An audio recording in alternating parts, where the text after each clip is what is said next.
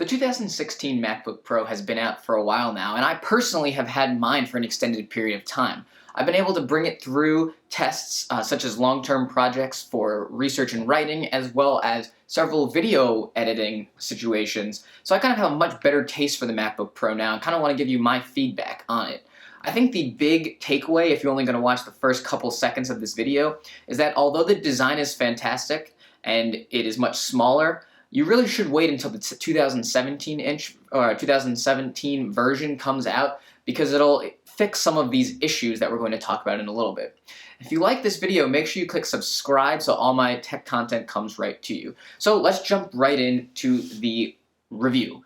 First of all, the design. Like I said, that is the biggest change of the 2016 MacBook Pro versus previous versions. It's significantly better. So it's a lot smaller, definitely smaller, more compact than the previous generation MacBook Pro, and even a lot smaller than the previous MacBook Air. I had a 2013 MacBook Air before this 2016 MacBook Pro, and just the comparison versus in terms of thickness and just in terms of overall form factor, significantly smaller. I think that's a great thing, and it actually kind of makes you look back to 2015 and think, wow, these computers were a lot bigger than they needed to be. Incredibly thin and light, and I think that is a fantastic improvement. I also really like the space gray option. My MacBook is in space gray. I think that they had an option to do space gray or to do a more deep black, similar to the glossy black or the matte black on the new iPhone 7s. I actually like, now that I've had time to think about it, that they went with a more subtle space gray. I think if you're going into a meeting or some other professional situation, having a more subdued color makes a lot of sense. And so I really like the space gray. It gives you something different than the aluminum silver finish we've had for a while now. It still looks classy though. Another thing I really liked is the speakers. They are significantly improved, much louder. Certainly if I'm having a bunch of people over, I'm going to just use a Bluetooth speaker to stream music for the party. But if I want to quickly show a video and just grab my laptop, it's great that the speakers are a lot louder and more full, so that that quick video or quick thing I want to show someone is just a lot easier for them to hear. Speaking of that, not only is it easier for them to hear, this display looks great, so it's easy for them to see as well. You know, great angles, great colors, pretty good performance in direct sunlight, improved over the 2013-inch MacBook, or the 2013 13-inch MacBook Air that I'm coming from. Certainly, if you just look on a spec sheet, it's just going to say Retina display, which is what the MacBook Pro has said for a while, but I think that doesn't do justice to the improvements Apple has made on the display panels that are on the new 2016 MacBook Pros. It's kind of the next thing that is big on the 2016 MacBook Pros is the Touch Bar. I personally don't have a Touch Bar model, and the reason for that is I just didn't see the use case. I didn't see the necessity to spend the extra money to get that. After having some time to reflect and think about it and to read online what people are using the Touch Bar for, I stand by that decision thoroughly. I think at this point, the premium that the Touch Bar costs is not worth it for the, streamlined and efficiency gains that you would get from using the Touch Bar, or theoretically would get from the Touch Bar. I think moving forward, we're going to see eventually the Touch Bar become standard on these laptop lines, but at least in 2017, probably the non-Touch Bar version is going to go down in price, making the premium that you'll then pay for the Touch Bar shrink as well when the prices go down for all these laptops. I think then when the difference is lower, when you don't have to pay such a high entry price for the Touch Bar, it has a lot of potential, but right now that potential is not equal to the price that you have to pay. The other big change, besides adding the Touch Bar to some of the models, was the change to USB-C. Now, I don't mind the switch to all USB-C. Certainly, there are some things I miss. I like MagSafe charging, for instance. I have a dongle that allows me to connect my display over HDMI, which is kind of frustrating. But overall, it's not a big deal, especially if you're spending $1,000+ on a laptop. I think a dongle isn't that big of a deal, especially when in the future, most things are going to switch over to this platform anyway. And in that case, it makes a lot of sense to have all the same ports, so any port you want can connect to any peripheral you want. The one thing that I didn't like, and again this is singular to the model of MacBook Pro that I have, which is the non-Touch Bar 13-inch, is only 2 ports. Only 2 USB-C ports. That doesn't make any sense to me. That should have been standard across all the lines, having 4 USB-C ports. Again, you can certainly daisy chain the USB-C with dongles, So it's not the end of the world. And frankly, how many connections am I having concurrently at any time? But to have the option to have USB-C on both sides of the computer, so regardless of where the external monitor is, or if you're using something that plugs into USB-C and is wide, then you might not be able to plug into the second USB-C port on that side, effectively only giving you one port directly into the computer. So I would have liked if on the baseline MacBook Pro, they retained the 4 USB-C ports. But again, the switch to only USB-C, I think, is okay.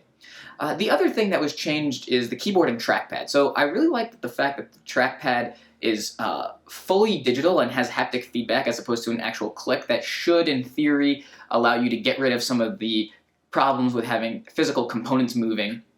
And the fact that it's bigger makes it easy to use and swipe around. The keyboard, I think, works fine. It takes some time to get used to, and as I mentioned in a previous video, it's actually louder than previous keyboards from Apple. But overall, the keyboard and trackpad work fine.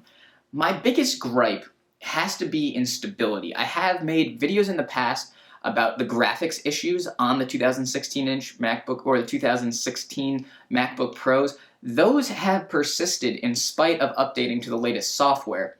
And I've had significantly more crashes on this MacBook Pro than I've had on the MacBook Air or even the old MacBook Pro that I had, which was right before they switched to the unibody design. Those crashes are significant.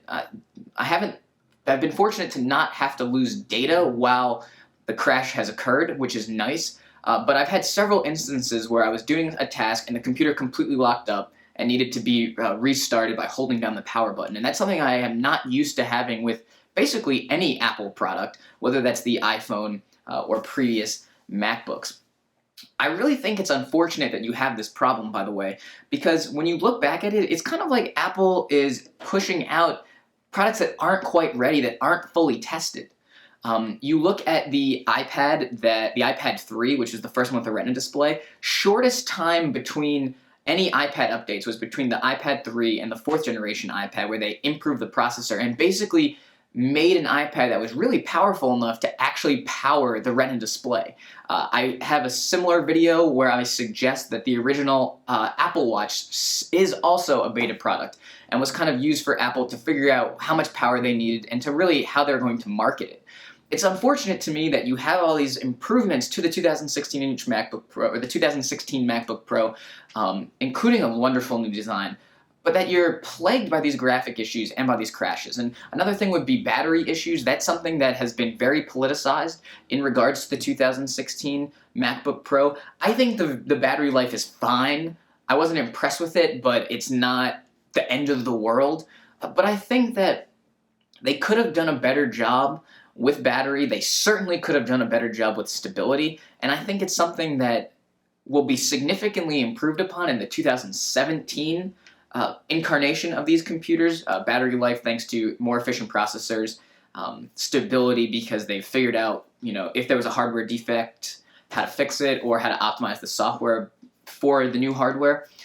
But it's really kind of unfortunate that you have a computer right now and you've had a trend now of Apple products that have kind of been limited in their first generation, if you will, after a significant update to the product line. I think the other thing is this really pro? A lot of people have said this computer isn't pro enough, citing, several things, power in general, in terms of how powerful the CPU is, as well as the fact that it's maxed out at 16 gigabytes of RAM. It's hard for me to say. I've, again, used this for research projects that have involved many, many documents open at the same time and have had no problems with it. I've been very impressed with editing as well, in terms of editing 1080p videos for you. And so I've been fine with the power, but certainly I'm in that prosumer category, not a full-on professional. I think it's unfortunate that 16 gigabytes is the max, especially because there's no way to replace any of this after you buy it. I think we'll certainly see 32 gigabyte option in the next version of the MacBook Pro. So overall, what can I say about the MacBook Pro after about a couple months with it? I really love the design. I really like where Apple's going with it, and I even am fine with the unification of USB-C for all peripheral connections, but I'm really unhappy with the stability. And, I wish that battery, was a little bit better. It could have been a little bit better. So that is my look at the MacBook Pro after using it extensively. If you like this video, go ahead and give it a thumbs up and leave a comment if you want to. And if you haven't already, make sure you click subscribe so all my latest Apple, Mac, and any other videos come right to your YouTube homepage. Thanks for watching.